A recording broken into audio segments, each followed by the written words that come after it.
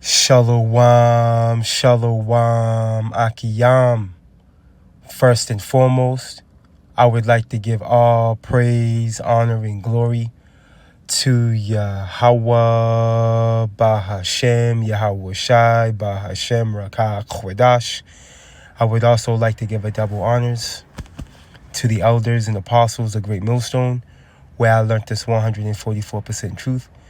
I would also like to say peace and salutations to the hopeful elect, starting with the 144,000 men of Israel, which consists of the servants, the prophets, whom have been ordained since the foundations of this earth to sing this new song, which comes in the form of this gospel, which will be preached throughout all four corners of this earth and rest upon the ears of the innumerable multitude, men, women, and children of Israel, who may be scattered throughout all four corners of this earth.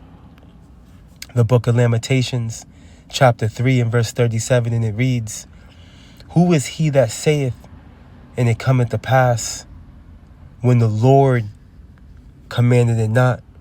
The book of Revelations, chapter 11 and verse 14, and it reads, "The second woe is past, and behold, the third woe cometh quickly." As I said earlier, I intend to be a partner in securing a better future. We're going to be working, you're going to be working with the United States, and we're going to make sure that the Middle East is going to be a safe and secure place. It's a very important place in the world. It means so much. There's so many people who said the Middle East, this has been going for many, many decades. I've read it many times that World War III will begin in the Middle East. It's not going to happen. That's not going to happen. There was a time that you would have thought it could have, but it's not going to happen. There won't be World War III, hopefully at all, but it's not going to start in the Middle East. We're not going to have a World War III if we're smart. Never be a World War III. World War III will begin in the Middle East. It's not going to happen. That's not going to happen. There was a time that you would have thought it could have, but it's not going to happen. There won't be World War III, hopefully at all, but it's not going to start in the Middle East. We're not going to have a World War III if we're smart. Never be a World War III. World War III will begin in the Middle East. It's not going to happen. That's not going to happen. There was a time that you would have thought it could have, but it's not going to happen. Praise. There you have it. All right.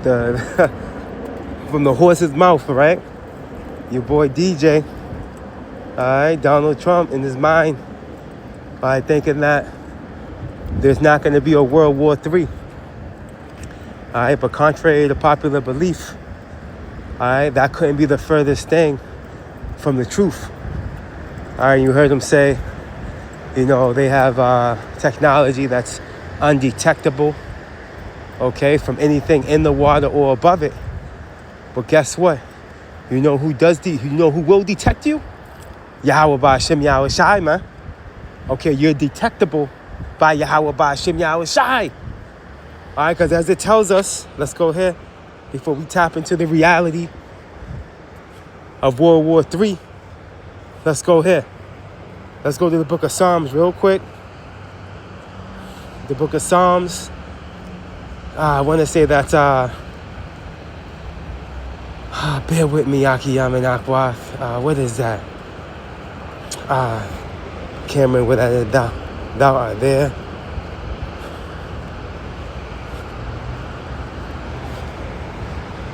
I think it's Psalms 130 something. Yeah, 130 goes. I thought it was 136. The book of Psalms, chapter 139. All right. And verse 7, and it reads, "Whither shall I go?" And this is a psalm of our beloved warrior king, prophet David. Let's start from verse 1 and jump down. All right. The book of Psalms, chapter 139 and verse 1, and it reads, "To the chief musician, a psalm of David. O Lord Yahweh, thou hast searched me and known me." Jumping down to verse 7, "Whither shall I go from thy spirit? Or whither shall I flee from thy presence? If I ascend up into heaven, thou art there. If I make my bed in hell," which is talking to underground, right? "Behold, thou art there. If I take the wings of the morning and dwell and the uttermost parts of the sea, right? Thou art there. Look it. Even there shall thy hand lead me, man. And thy right hand shall hold me, man. Okay, so no matter how high you go, right? Talking to the Shemayim, the waters above, Yahweh Ba'ashem Yahushua is there. Check this out. If I say, surely the darkness shall cover me, even the night shall be light about me. Yeah, the darkness hideth not from thee, right? But the night shineth as the day.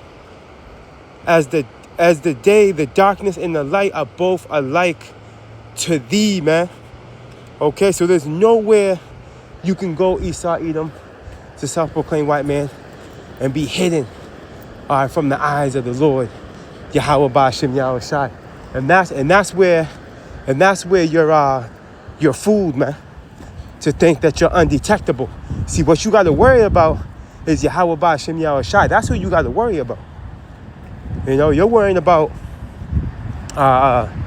these other nations in the form of Russia and, your other enemies not being able to detect you if you were to send forth your submarines. Nah, man. Listen, it's Yahweh Ba'ashem Yahushua. He's the one that got you on his propel via the angels, man.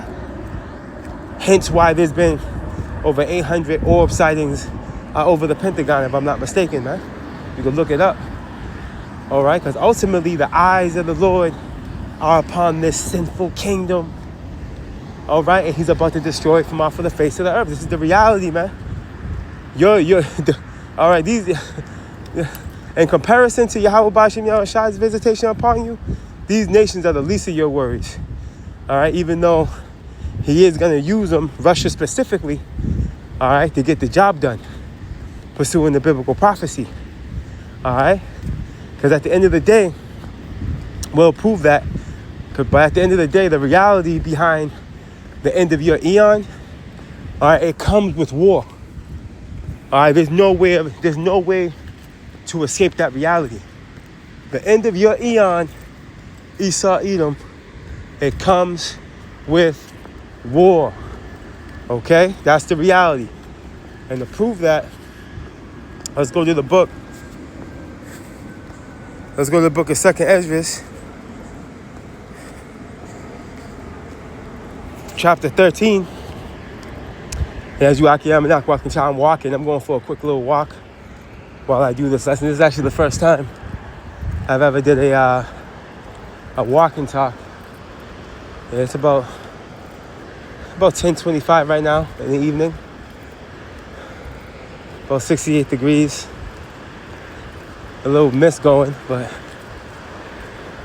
definitely a decent night to go for a little stroll. But needless to say, yeah, let's go. The book of 2nd Esdras, chapter 13. Bear with me, Akiyam and Akwa.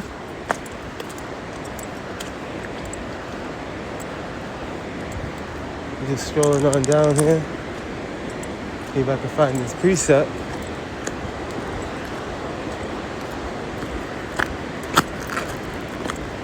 Bear with me.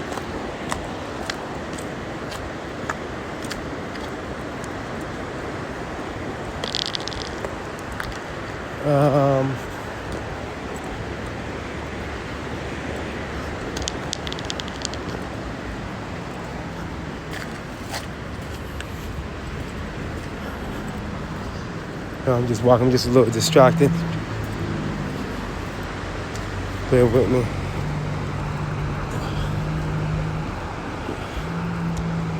Oh man. Let me just stop on for 1 second.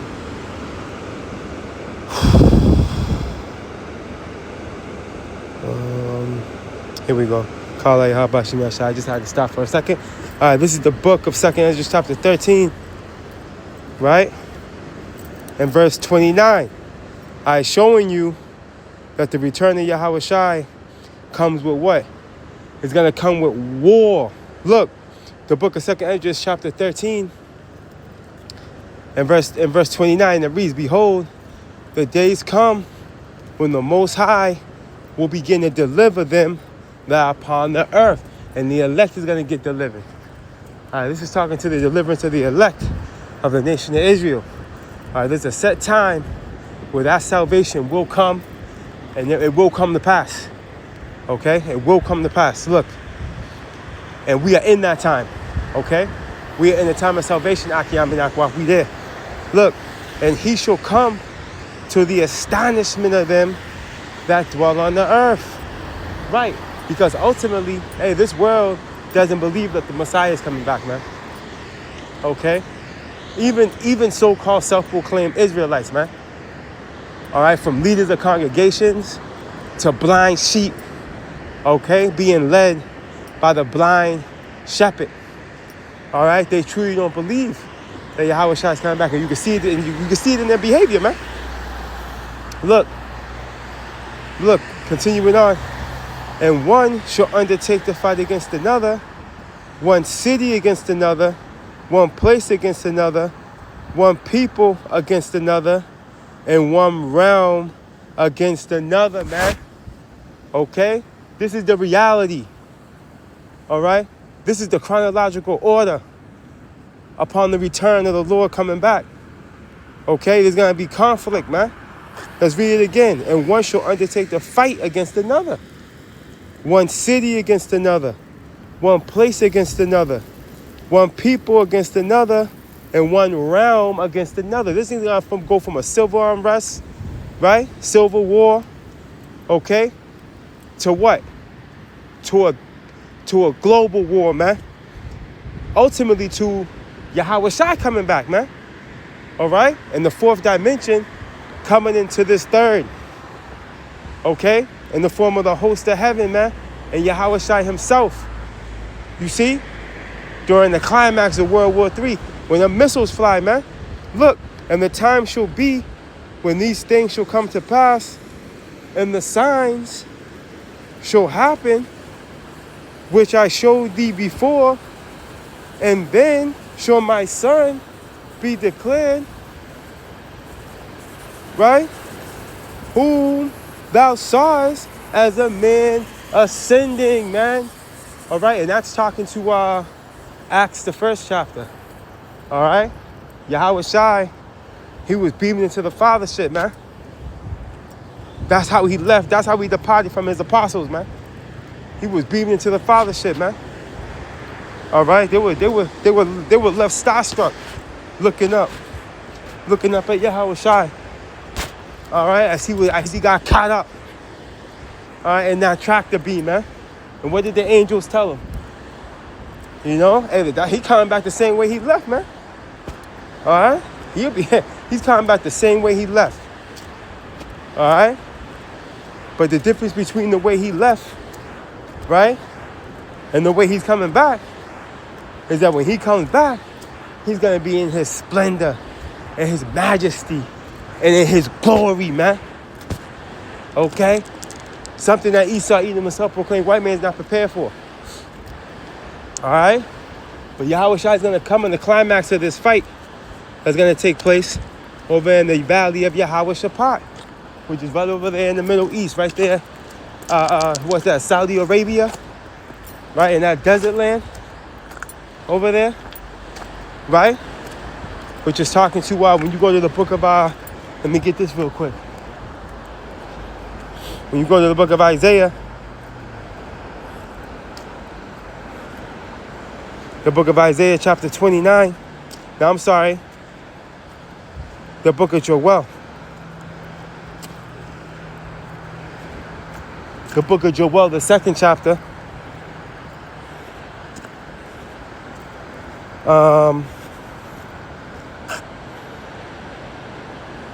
Bear with me.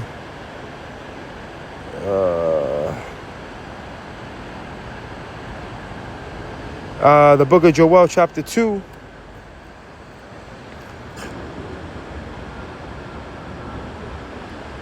And verse 20, and it reads, "But I will remove far off from you the northern army," right? This northern army is talking to what? America. It's talking to the American army. That's what this northern army is talking to right here. "And will drive him into a land barren and desolate," okay? Again, which is talking to the landmass over there in Saudi Arabia, man, the Middle East. All right, this is where it's gonna pop off at, man. The Valley of Yahweh Shaphat. This is where the Lord's gonna gather these nations, man. Okay, for his indignation. He's gonna plead with them. All right, for his nation Israel, man, for his people Israel, man. Look, with his face toward the East Sea, right, which is talking to the East Sea, is talking to the Euphrates. All right, the Euphrates River. It's talking to that body of water. All right, and look at continuing on, and his hinder part toward the utmost sea, man.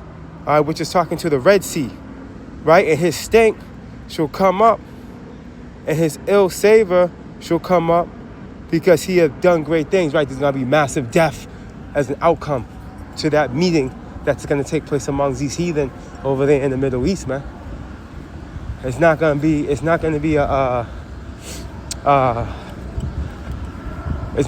a good ending. There's not going to be a happy end to the story. You see? It's going to be bad, man. If the scriptures talk to the way the Lord's going to judge this place up, and there's going to be blood up to the horse's bridle, man. All right? And the scriptures talk to how the Lord's going to have a great feast for the fowls of the air, man.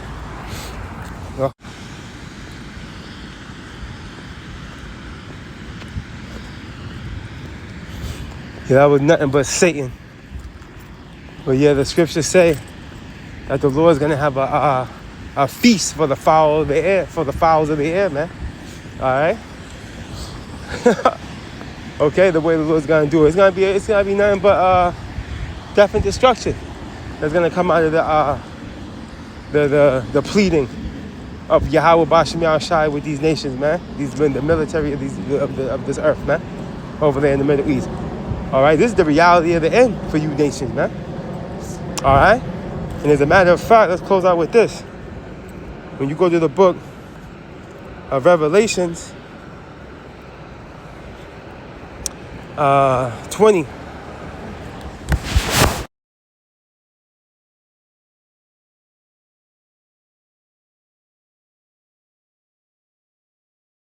Shut up, man. When you go to the book of Revelation chapter 20, I'm going to go straight to the point, right? Matter of fact, verse 7, and it reads, verse 8's the point, and it reads, and when 1,000 years are expired, all right, Satan shall be loosed out of his prison. That 1,000 years is talking to that 1,000-year period, all right, between roughly about 450 or about 450 to around 470 AD, you know, to about the 1400s, man. Mid 1300s, late early 1400s, man. Throughout this time period, Esau will be through. This is during the time he was in Europe, looking like a madman, living out of caves, moving like a caveman, acting like a caveman, living like a caveman, looking and smelling like a caveman, man. Okay? After that period, all right, which they call it the Dark Ages. All right, it was during the time of the Byzantine Empire. All right, they call it the time of they call it the medieval times. They call it as well, right? This is when Esau was finished. All right, but after that period, right, he was able to come through in the form of the Renaissance, right? The Renaissance period, which was pretty much the rebirth or the revival of the Western Roman Empire, man, upon the fall of the Eastern Roman Empire via the Byzantine Empire. But yeah, needless to say, he was loosed, right? He was able to go back out and deceive the four corners of the earth, and ultimately, this is when he fulfilled his blessing he received in Genesis 27th chapter by Isaac, which was Yahweh Shai, if you can receive it. This is ultimately when he played out that blessing in the form of the Renaissance period. But check it out. This is the climax. This is the end of him right here. This is what it looks like at the end, okay, of Esau. Revelations 20:8, and it reads, and shall go out to deceive the nations which are in the four quarters of the earth. Gog and Magog, all right, which is talking to who? That's Russia. Why is Gog, Magog being mentioned? Well, let's continue reading to find out. To gather them together to battle, the number of whom is as the sand of the sea. Okay, because Russia's coming deep in the form of the BRICS nations, man. All right, as well as those that were being in confederate with Esau, man. This whore's own allies are gonna turn against him, man. Pursuing the Revelation 17, man. All right, and this is the reality of the story, man. All right, this place is gonna go out with a bang. As a matter of fact, let's close out with that. The book of Revelation, chapter 17.